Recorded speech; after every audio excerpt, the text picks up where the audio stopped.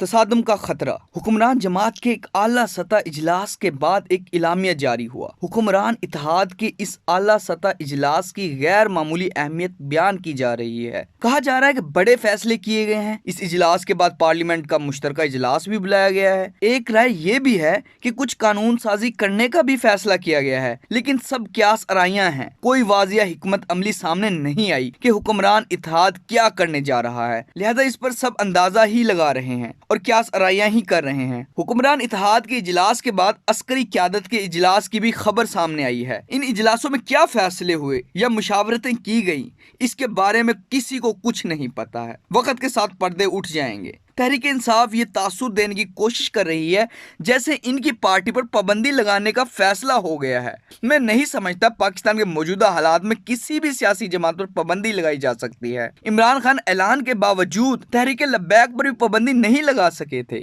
इसलिए मौजूदा इत्तेहाद हुकूमत तहरीक इंसाफ पर पाबंदी नहीं लगा सकती। ये मुमकिन ही नहीं। ये बात सियासी बयानियां तो हो सकती है, आप जलसों में और प्रेस कॉन्फ्रेंस में तो कह सकते हैं, लेकिन अमलन ऐसा करना मुमकिन नहीं है। तहरीक इंसाफ भी शायद सियासी बयानियां ही बना रही है कि हम पर पाबंदी लग रही है ताकि लोगों को मुतहर्रिक रखा जा सके। हुक्मरान जमात के इलामिया में अदलिया के फैसलों पर सख्त तहफ़्फ़ुज़ात का इजहार किया गया है। मेरी राय में अदलिया को हुक्मरान जमात के तहफ़्फ़ुज़ात को नजरअंदाज नहीं करना चाहिए, बल्कि इसके तदारुक पर गौर करना चाहिए। सवाल ये भी है कि आज तो हुक्मरान इत्तेहाद के इजलास के इलामिया में अदलिया पर तहफ़्फ़ुज़ात का इजहार किया गया है। अगर ऐसी ही तहफ़्फ़ुज़ात का इजहार पार्लियामेंट की किसी करारदाद में हो जाता है तो फिर क्या होगा? जस्टिस के कंडक्ट पर बात हो गई तो क्या होगा? ये कोई अच्छा नहीं होगा। पार्लियामेंट अगर जारहाना अंदाज अपनाती है तो अदलिया कैसे जवाब देगी? ऐसे में क्या होगा? ये सवालात सबके जहन में हैं, इनके जवाब सब जानने की कोशिश में हैं। हर रोज का मंजरनामा बहरान को बढ़ा रहा है। मेरे नजदीक तहरीक इंसाफ और दीगर सियासी जमातों की बाहमी लड़ाई कोई इतनी बड़ी बात नहीं है। सियासी जमातों का काम है एक दूसरे से लड़कर अपना रास्ता बनाए।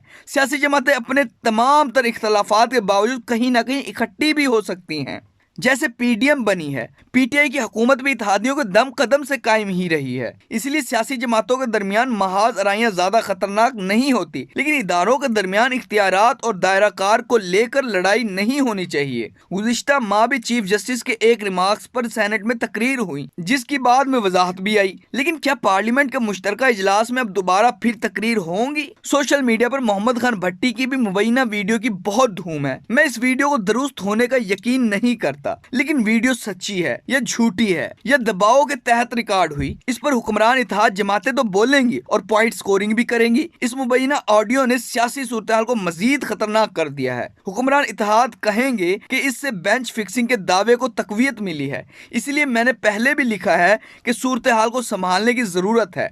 यकसा इंसाफ के सुनहरे असूल को सख्ती से कारबंद करने की जरूरत है, वरना सूरत-ए-हाल खराब होगी। तहरीक इंसाफ ने बैरूनी मुल्क में जो मुजाहिरे किए हैं, इन्होंने भी मुल्क में हालात को खराब किया है। इन मुजाहिरों में लगने वाले नारों ने पाकिस्तान में पहले से कशीदा सियासी सूरत-ए-हाल को मजीद खराब किया है। सियासी माहौल कशीदा हो गया है। तहरीक इंसाफ की क़यादत को ऐसी सरगर्मियों से खुद को अलग करना चाहिए, क्योंकि ये इसके लिए भी अच्छा नहीं है। बैरूनी मुल्क मुकीम पाकिस्तानी और पाकिस्तान का आइन और कानून लागू नहीं होता, इसलिए वो बैरूनी मुल्क पाकिस्तान और इसके इदारों के बारे में मनफी बातें फैलाने में आजाद हैं। लेकिन दिलचस्प बात यह है कि सियासत ज्यादा ये ओवरसीज पाकिस्तानी पाकिस्तान की सियासत में हिस्सा लेते हैं, यहाँ अपने मफादात का तहफ़्फ़ुज़ भी करते हैं, लेकिन इनके हकीकी मफादात बैरूनी मुल्क ही होते हैं। इसलिए मैं इनके पाकिस्तान की सियासत में हिस्सा लेने के खिलाफ हूँ। मैं इनको वोट का हक देने के खिलाफ हूँ। जब इन पर पाकिस्तान का कानून लागू नहीं होता तो इनकी सियासत कानून के दायरे से बाहर चली जाती है। वो सियासत भी कानून से बाहर करते हैं, इसलिए इसका मुल्क और कौमी सियासत को नुकसान है। अब भी मुल्क की सियासी सूरत-ए-हाल को बैरूनी मुल्क होने वाले मुजाहिरों ने खराब किया है।